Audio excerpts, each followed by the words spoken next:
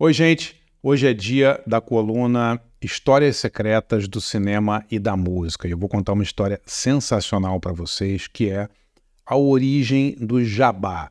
Jabá, jabaculê, todo mundo conhece essa prática aí de, digamos, venda de exibição de plays de músicas. Eu vou contar como isso surgiu. É um assunto muito, muito legal. Se você curte esse tipo de conteúdo, inscreva-se no canal, acesse as notificações. Eu tenho conteúdos novos toda segunda a sexta. E queria deixar um agradecimento muito especial a todo mundo que assina meu site de jornalismo cultural, andrebarcinski.com.br. Galera, muitíssimo obrigado a todos vocês.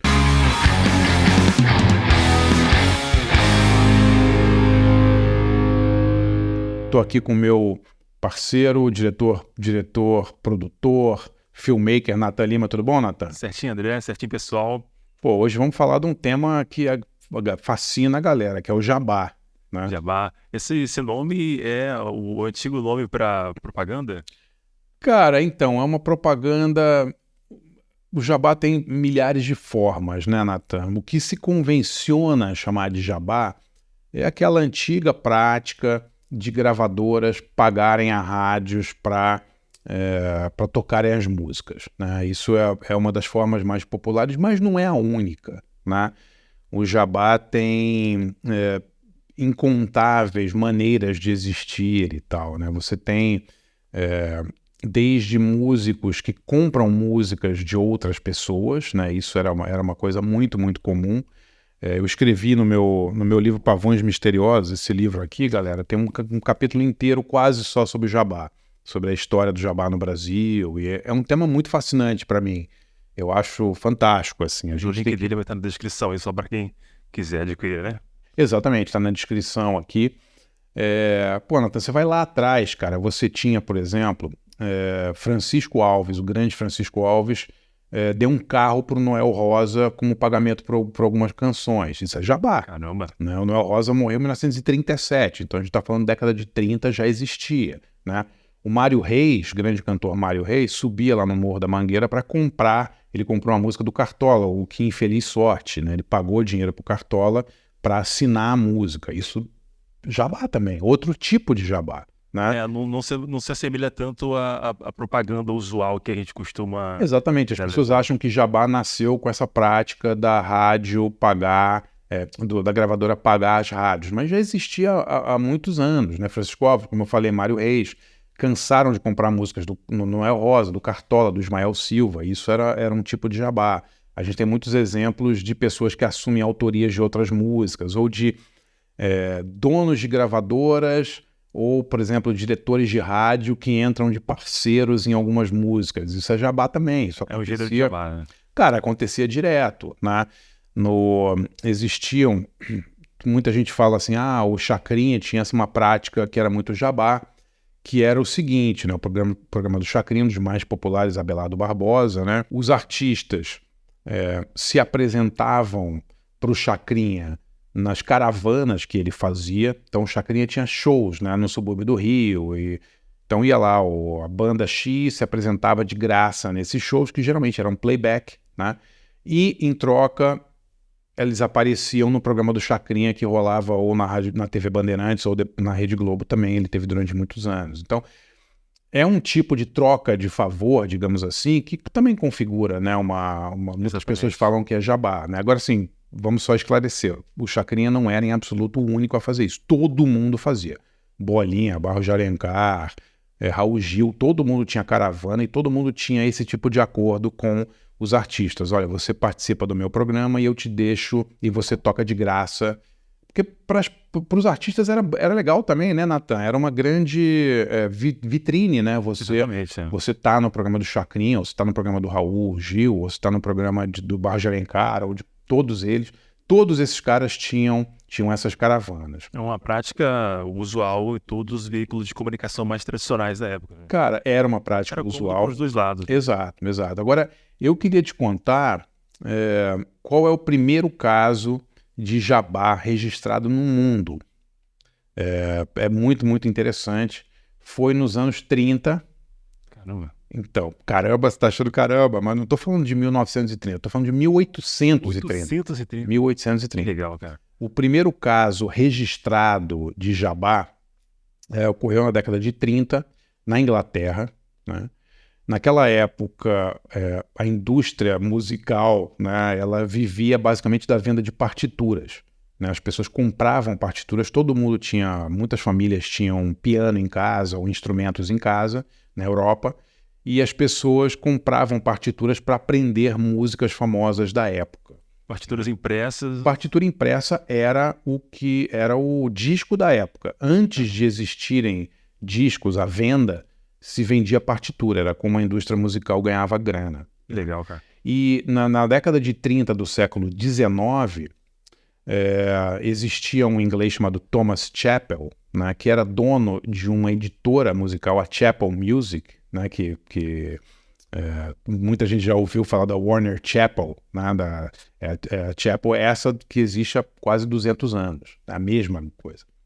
E o Thomas Chappell, que era o dono dessa editora, fez um acordo. Existia uma cantora lírica muito famosa na época chamada Clara Butt, B-U-T-T, Clara Butt, e ele pagou uma grana para Clara Butt, para Clara só interpretar músicas da editora dele. Então, em todos os shows da Clara Butt, ela cantava músicas, Clara Butt, não sei como é que se fala, imagino que sim, ela cantava músicas de propriedade, digamos assim, do Thomas Chappell.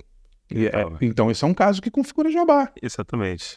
Na época, pode ser que não era considerado dessa forma, não tinha essa nomenclatura, né? Mas era uma prática já caracterizada como jabá. Sim, não tinha, assim, era uma...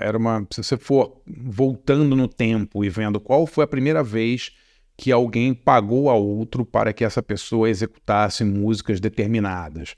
A primeira vez registrada pode ter acontecido até antes, vai saber. Mas a primeira vez registrada foi década de 1834, para ser exato, na Inglaterra. Legal. É louca a história, né? Muito legal. Existia também casos de grandes jazzistas e pessoas assim, ligadas ao jazz americano também, que tinham suas big bands e que também recebiam dinheiro ou de gravadoras ou de empresas de partitura, de editoras, para tocar músicas, né, daquela editora. Então, por exemplo, o Benny Goodman, o Duke Ellington, né, quase todos os líderes de big band dos anos 30, eles recebiam grana também dessas editoras, porque as músicas que tocavam nas big bands, e tocavam, as big bands, muitas delas eram transmitidas ao vivo na rádio nos Estados Unidos, né? Isso fazia a venda de discos e de partituras explodirem. Então, esses caras recebiam também. Indo um pouco mais para frente no tempo, existia um caso muito famoso, que era o da Tasha Elvis. Você sabe o que era a Tasha Elvis? Não sei. Não sabe o que é a Tasha Elvis? Não sei.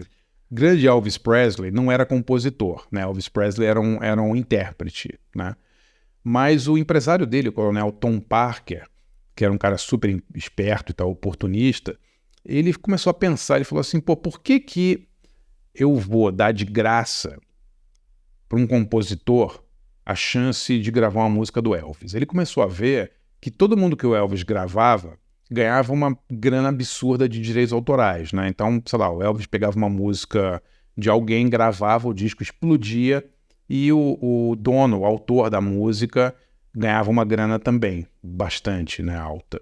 Então ele inventou esse negócio que se convencionou chamar de taxa Elvis, que era o seguinte: se o Elvis gostasse de uma música e quisesse gravar, o autor da música tinha que pagar 30% para o Elvis, no caso para ele, para o coronel Tom Parker, né, para o espólio do Elvis, para poder gravar essa música, entendeu? Então 30% do faturamento que o compositor fazia com a música voltava para o Elvis. É louco isso, né? O cara já estava pensando aí nessa rotatividade da grana, né? Usando da imagem, da grandiosidade do Elvis.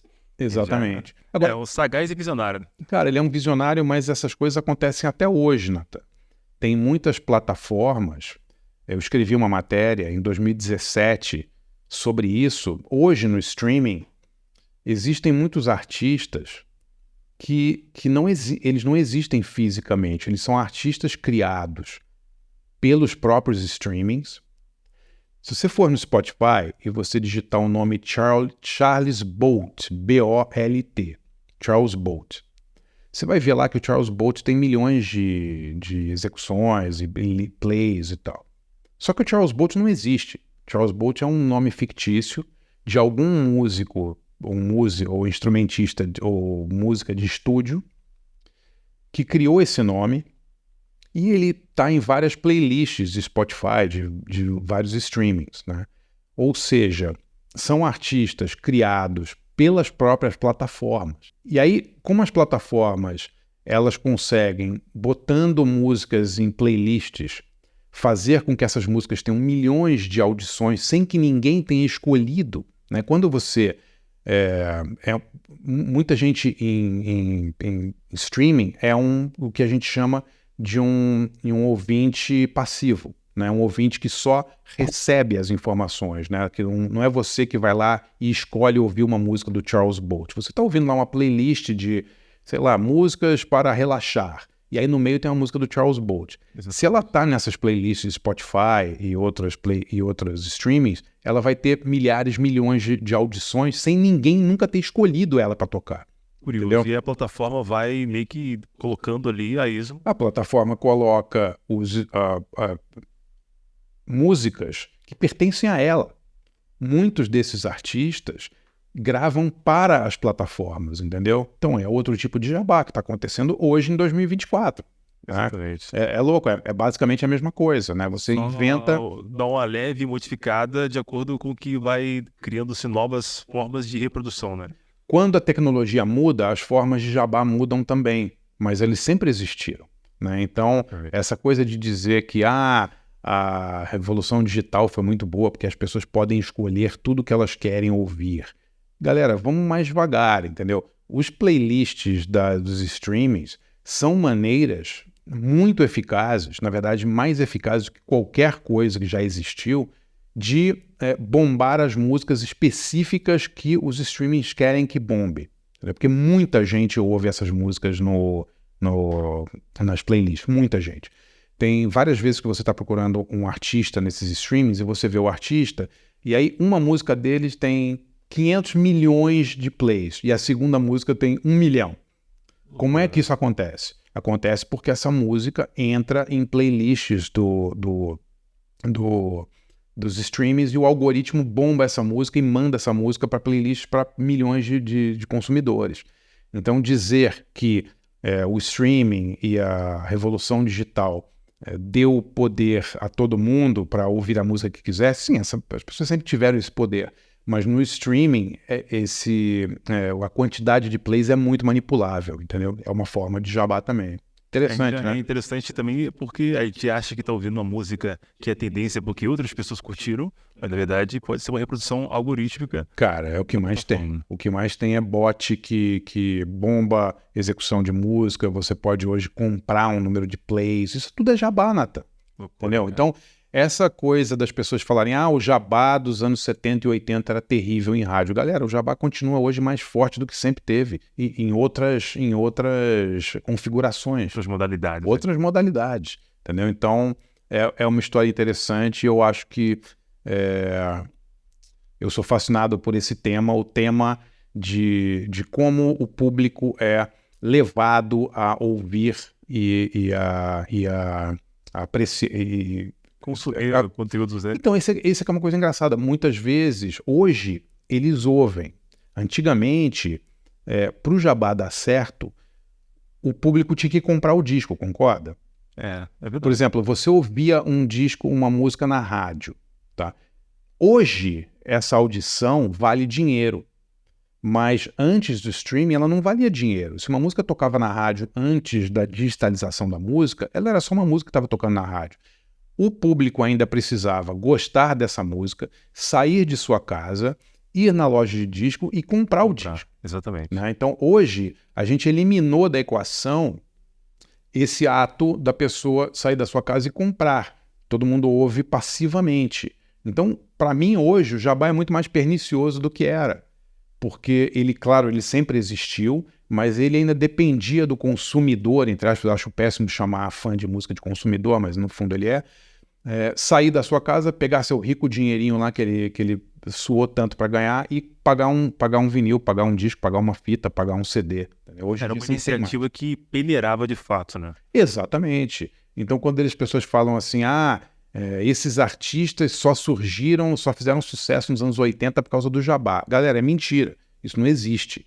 Eles podem ter ficado conhecidos do público, mais conhecidos, porque as músicas tocavam na rádio, e as gravadoras pagavam e as músicas tocavam na rádio. Mas isso não obriga ninguém, nenhum fã, a sair correndo para a loja para comprar o disco. Você só compra o disco se você gosta, concorda? Exatamente. Né? Diferente das plataformas dos streamings que simplesmente vai colocando lá. Exatamente. Hoje em dia você tem milhões de pessoas que ouvem músicas e não sabem nem que música é, porque tá na playlist. Então, Exatamente. eu não sei, eu sou fascinado por esse tema, Natan, acho que é bem legal. Legal, né? Galera, vocês gostaram desse conteúdo? Cinema, música e livros, sempre com esse viés mais esquisito, mais desconhecido?